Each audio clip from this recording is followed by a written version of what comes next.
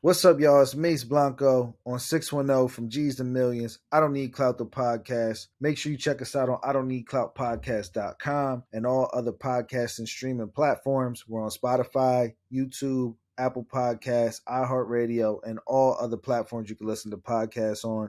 Let's get into it. All right, y'all. So today I'm going to get into Unlucky episode number 13. I wasn't sure if I was going to do it 13, if I was just going to jump to 14, but I said, fuck it. I'm not a bitch. I'm not superstitious.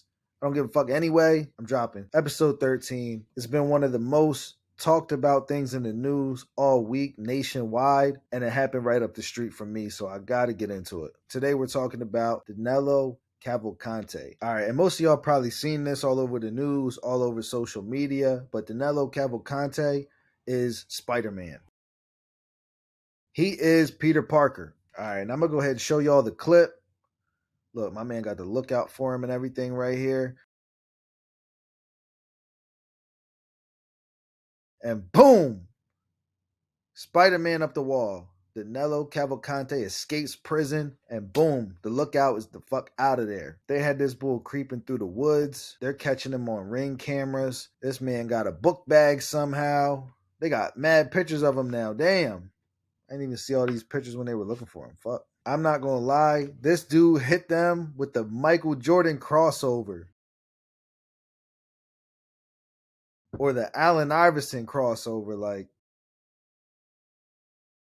damn. This man said that they were within 7 yards of him 3 separate times. Like, they almost stepped on him when they were walking past. And I don't know if that's more like, damn, this dude is good. This guy had a plan. He wasn't even wearing camo. He's just able to dip off on, every agency that's possibly looking into it. They said it cost $14 million to catch him. So like $1 million a day since he was on the run for 14 days. This man went 13-1. All right, so Danelo Cavalcante, he is from Brazil, where he was actually wanted for a homicide. He escaped Brazil. I don't know his whole trajectory path to get into Chester County, 610, Pennsylvania. But damn, this man was low key. And I don't know if I'm fucking like impressed or disappointed. I'm kind of torn between impressed and disappointed. Like, damn, after he was like 7-0, 8-0, I was like, damn, yo, this guy already escaped Brazil. Shit, they can't find him anywhere. He might be in the Ukraine right now. I would recommend, mind you, he's a beast. He probably don't even need advice. But if you're gonna do a crime, I'm not advocating for doing crime, especially not no serious shit. But if you're gonna do a crime, you should look up where you can go where they won't extradite you back to your, country of origin, back to your home country. Like, you want to go somewhere to where they don't just ship you back and put you in jail when you did everything in your power to escape and get out of there and make a new life for yourself. Why would you go somewhere that would still hold you accountable for the crimes you did over here? They have a treaty together. You need to go somewhere else. But that's probably too much information. I'm not trying to assist anybody in doing nothing like that. I'm just saying, if you're gonna do some shit, you gotta be all the way smart about it. All right, so from there, boom, he makes it to Pennsylvania. He starts doing all right for himself. He got himself a roommate, got an apartment, got himself a job. He's holding it down, getting a paycheck. He's grilling and drinking beers after catching a body in Brazil. My man is chilling. He's cooling. In his mind, he made it. He escaped. He made it successful. All right, then I guess he had a little shorty up here, something. This is how I'm imagining it went down. He probably got comfortable with the girl because he got the girlfriend now. He probably admitted to her that he came from this life where he was on the run for a homicide. And that was probably fine for a while if she's willing to keep that secret. But at the same time, I don't know if I could trust a soul. If I did something like that, you would never be able to tell anybody. Like, even your girl, your wife, your soulmate, whatever you want to call her, your parents, anybody, man, friends, family, acquaintances, associates, anybody. Like, you have to take that kind of thing to the grave. No pun intended, for real. All right, but real shit. So he starts his new life in Chester County. Everything is going cool. All right, then I'm just like, speculating from this point, right? He probably got into it with his girl for some reason. I'm just going to say it was probably some dumb shit. I don't fucking know. I just know how it is when you argue about some dumb shit. I got a lot of experience in arguing about some dumb shit. So boom, they arguing about some dumb shit. That comes up. That comes up in the argument. His girl probably threatened to go to the authorities or whatever, or I'm leaving you, I'm calling the cops, whatever. And his brain probably clicked right into survival mode. Boom, this motherfucker done fled through the jungle. He worked since he was 5. He never went to school once. All he knows is work and being on the run. And she probably threatened to turn his ass in. I'm just speculating. But I'm guessing, he's already killed somebody. He's in a situation where somebody might come forward and tell on him. Probably the only person that really knows here in the United States from what it sounded like. And they're getting into it. He stabs the girl to death in front of her kids, which is tragic. And my heart goes out to the girl and her kids for having to witness something like that. It's fucking terrible. I'm not advocating for that at all. Real shit. I bet you that's just how it played out. I don't think it was planned. I think it was a heat of passion type of crime, even though he was already a murderer. But after you find yourself in those kind of situations and your back's up against the wall, I feel like he was capable of violence. No doubt. He was capable of violence. He was capable of doing some shit to the public. I just don't believe that was his intention. I believe if that first situation never happened, I don't think he would have went on this spree to where he was a prison escapee for 2 weeks. And I'm not advocating for people to be in prison, bro, but what happened to women and children being off limits? At minimum, women and children are off limits. Every place has its set of unwritten rules, and you do hear about that in like crazy circumstance where it's like somebody goes after your mom or your wife or your kids, your daughters, your sons. They take your fucking family dog out for real. Nah, but like in the US, I feel like it's a hard line in most places to where mom's off limits, grandmom's off limits. Your kids don't have nothing to do with this. And I know it's different. I know I'm different for real, but that's why I didn't even cover Blueface and Krishan Jr. because to talk about that, I would have to be talking about somebody's kids. And I'm not a clout chaser. I'm exposing clout chasers. The last thing I'm going to do is talk about Blueface and Krishan so that you click my video and listen and me give you the same update that they're giving you because I don't have a personal insight into their situation other than the news that y'all have. So that's not something I really wanted to cover. But this situation with the prison escape, this shit is up the street from me, bro. And like I said, women and children are off limits for sure. Everything is circumstantial, so that's why a judge needs to see your situation as a unique situation. His situation, I would say, I like to think it's an isolated incident. And I don't know if jail is like a legit, like good punishment. Like, I don't know if I'm on board with jail being like the consequence. But these heinous crimes for real, especially crimes against women or crimes against children. Real shit though, bro. I'm not trying to say free nobody like that. I know that's a thing, like free my man,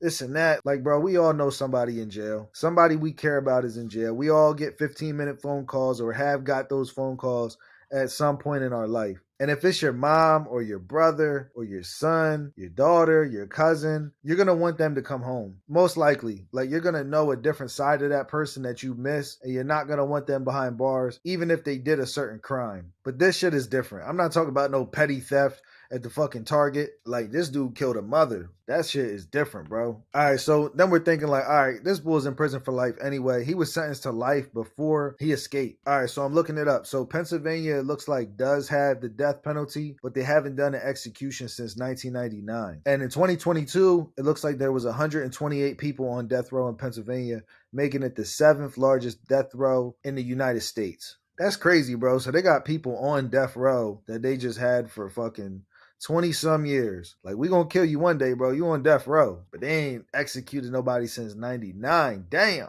Put that Bone Thugs and Harmony on real quick. All right, so my question is this: with the situation with the prison escapee, killed the man in Brazil, he killed the mother in front of her kids. I want to ask, like, where do we draw the line for being outraged? Where do we draw the line? Because there's definitely a line, and I want to establish that, right? A lot of us know killers, realistically and statistically. Like, we all know somebody or related to somebody who has killed. And I'm just making those fucking stats up. Ain't no fucking stats or studies on that I looked up anyway. But I'm just speaking from personal experience. Not on some crazy shit. I just know somebody you went to high school with got convicted for murder. Somebody in your family or your distant family got convicted for murder. Your grandparents, cousins, or whatever got convicted for murder. Somebody in your family done killed somebody. Somebody at least knows a killer through first relationship, second or third, somebody has encountered a killer in some type of way. Like, really think about that. Think about your past, all the people you've encountered or walked past. You definitely walked past a killer before. But I'm asking this, right? When are we outraged? Like, what is the line? What is the crime? And in what context is that crime that we determine or that we let determine what is outrage to us, what we consider to have us outraged? And I ask that question because on the other hand, or the other side of the coin, like, we love someone like King Von, who is at least a self-proclaimed killer. I know not everybody on that documentary they put together was his actual bodies or his confirmed kills, whatever you want to call it. But we love King Von. We love the self-proclaimed killers. We love the rappers that brag about it. But for real though, where do we draw the line? Is it at killing? I don't think it's at killing because, like I said, we support these other self-proclaimed killers. Is it who they kill or how they kill them? Because at the same time, everybody loved playing and talking about that Jeffrey Dahmer documentary. Everybody is glued to the first 48 and the ID channel nonstop 24/7. So we're kind of infatuated with killers. And I would assume from my perspective, right, you got like killing up here and then everything else is pretty much like, second to that. The burglary, arson, insurance fraud, all types of felonies, all types of misdemeanors, all the way down to fucking jaywalking or whatever you want to call it. Like, jaywalking probably is the lowest fucking crime you could do, that or marijuana possession. Now, realistically, like, jaywalking is probably like, bro, you done crossed the street at the wrong spot. You're not going to be on super max upstate or in the feds next to the killers for jaywalking. But real question, like, where do we draw that line? Is it all the way up at murder, meaning that people can rob, people can do home invasions, any type of crime, like, you name it? Because I feel like the selective support and the selective outrage is just a real interesting thing to like observe. Now, some people say he's the GOAT, and how I take that, I don't think that's them supporting and condoning a murderer. I think they say he's the GOAT because somebody's also been locked up in the county before or real familiar with that life, and this guy was able to sneak out, which is like every fucking prisoner's dream, to sneak out and get the fuck out of there. And the GOAT talk comes from him being on the run for 14 days and living off the land and surviving and being able to be hidden with every single agency looking for him. That's what they mean by the GOAT. It's not that he's a GOAT for the crimes he committed. Like, obviously, that's some dumb shit. But it was entertaining to watch, and he's a fucking beast for how he did that.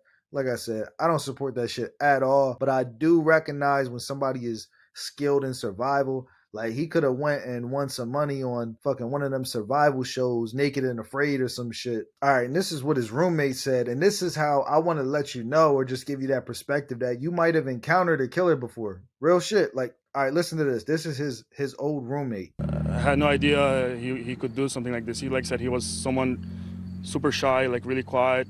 He would drink his beers on the weekend, make barbecue, and working a lot. All right, so anyway, they ended up catching Cavalcante after the 14 days of being on the run. It was a dog that caught him actually while he was sleeping in some logs. And another reason he's the GOAT, he had a fucking Eagles hoodie on. E-A-G-L-E-S, Eagles! They had Cavalcante hoodies, and that shit sold out in 16 minutes. Philly is fucking different, bro. So at first they photoshopped the eagle on his hoodie that he had on. And then he really got caught in an Eagles hoodie. Like, that's fucking irony. All right, man. So y'all gotta let me know. Was Danelo Cavalcante, was it lucky that he was able to be out for 14 days? Or was he unlucky because motherfucker got caught and didn't make it out of the country in time? This is episode 13. I Don't Need Clout, the podcast on 610 from G's to Millions. Mace Blanco. I'll see you next time. I'll see you on the other side.